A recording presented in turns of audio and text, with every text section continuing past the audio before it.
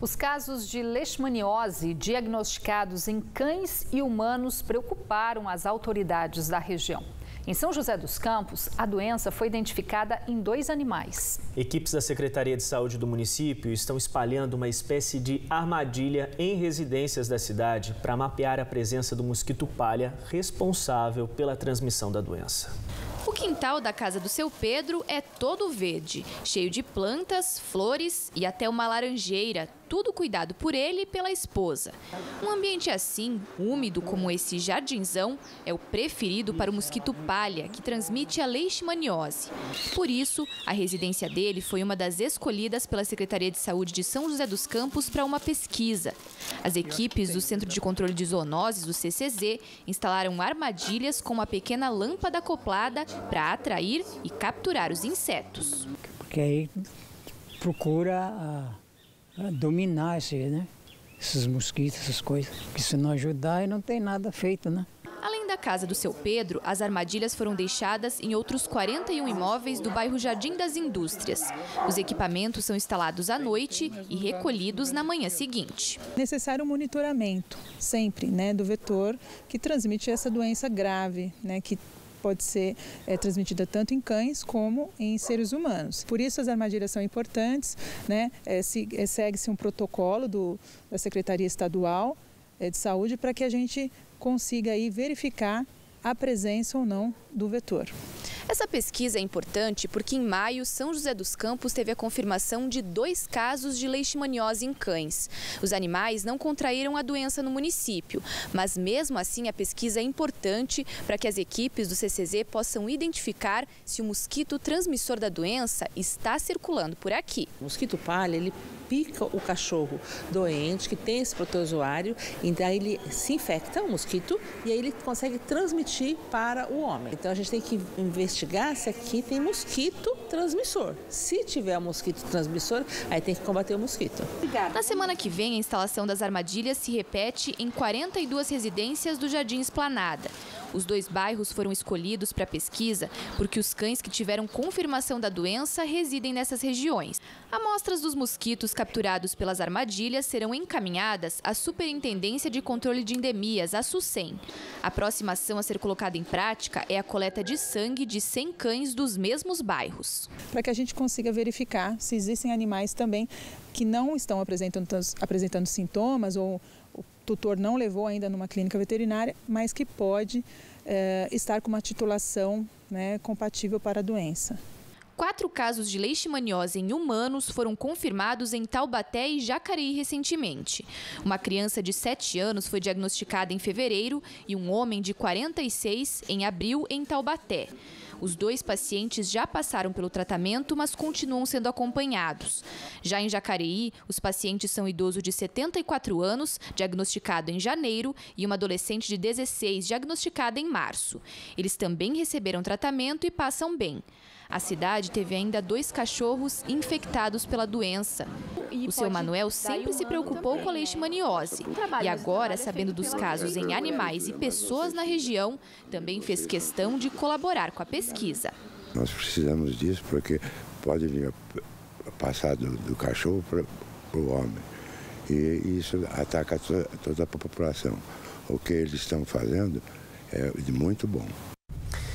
Um macaco da espécie sagui foi encontrado morto hoje de manhã no bairro da Armação, em Ilhabela, no litoral norte. Uma equipe da Vigilância Epidemiológica da cidade recolheu amostras do animal e enviou para o Instituto Adolfo Lutz, na capital paulista.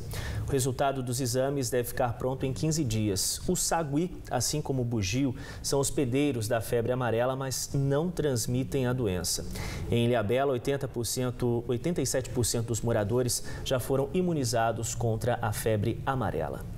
E o Ministério da Saúde prorrogou pela 2ª vez a campanha nacional de vacinação contra a gripe. Com isso, as doses ficarão disponíveis nas unidades de saúde até o dia 22 de junho.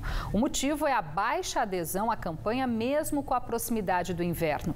Na região, muitas cidades ainda não atingiram a meta de 90% de imunização do público-alvo. É o caso de Lorena, onde a cobertura vacinal é de apenas 55%. Devem tomar a vacina idosos idosos a partir dos 60 anos, crianças a partir dos 6 meses e com menos de 5 anos, trabalhadores da área da saúde, professores, gestantes e mulheres que tiveram filho recentemente. Em São José dos Campos, onde a cobertura vacinal ainda não chegou a 80%, a partir da próxima segunda-feira, a vacinação também será estendida para 2 novos grupos: crianças de 5 a 10 anos e adultos de 50 a 59 anos. A ampliação é uma orientação da Vigilância Epidemiológica do Estado aos municípios, com o objetivo de aumentar a cobertura vacinal. As doses estarão disponíveis em todas as unidades básicas de saúde do município, das 8 da manhã às 5 da tarde. Já em Taubaté, a meta estabelecida pelo Ministério da Saúde foi superada, com a aplicação de mais de 60 mil doses, o equivalente a quase 93% do público-alvo. Em São Sebastião, no litoral norte, a previsão de ressaca no mar entre hoje e amanhã, segundo o boletim emitido pela Marinha. As ondas podem chegar a 3 metros de altura. Vamos conferir agora a previsão do tempo para amanhã em toda a região.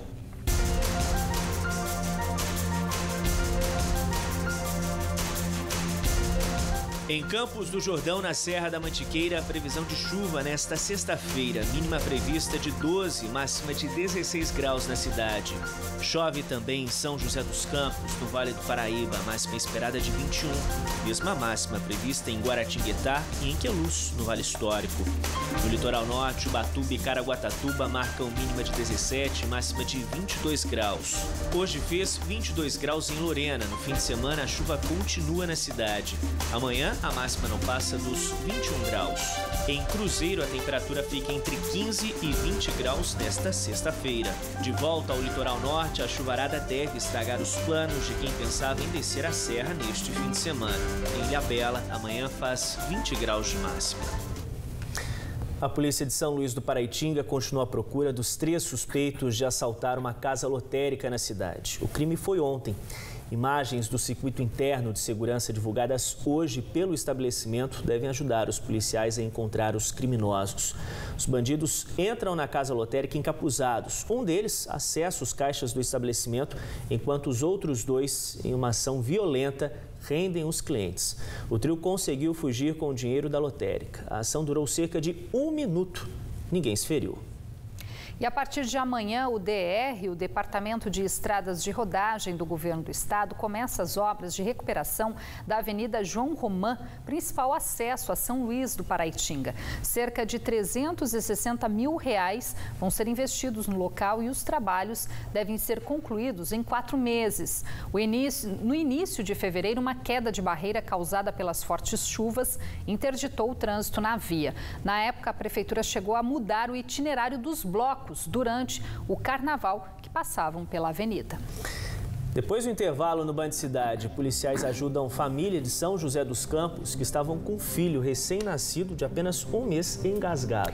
E ainda no Dia Mundial do Doador de Sangue, a gente mostra histórias de doadores da região e também daqueles que contam com a generosidade do próximo para viver. Hora certa para você, 7h08. Band Cidade está de volta em instantes.